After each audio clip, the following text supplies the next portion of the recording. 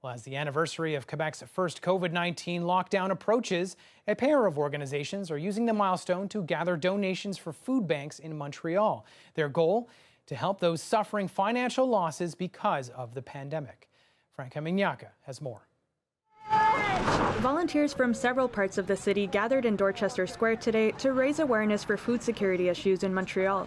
The grassroots organization behind the campaign, Miracle Montreal, is asking residents to place non-perishable food donations on their doorsteps at 10 a.m. on March 13. A lot of us want to help right now, but during COVID time, it's hard to gather. It's hard to go to events. It's hard to go directly to food organizations. And so, what would make it easy is if people just donate it out of their doorstep, and then without any contact, a volunteer will come pick up that food and bring it to the organization on one day.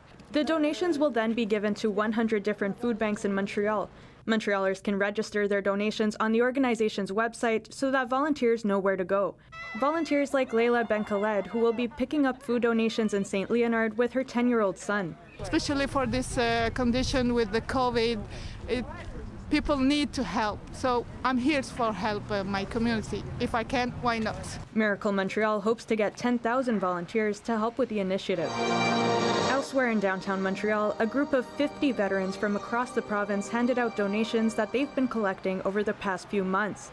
People in need lined up to receive warm meals, winter clothing items, and personal hygiene bundles. It feels good to give back, to society, and feels good to know that we're here to help others that are in need. The 22nd Regiment is hoping to make this event a yearly staple.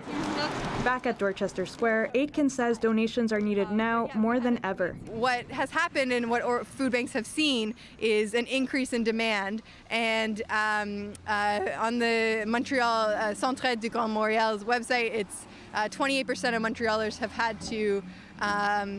had trouble affording food since the pandemic. Aitken hopes to get enough donations to cover food banks in every borough of the city.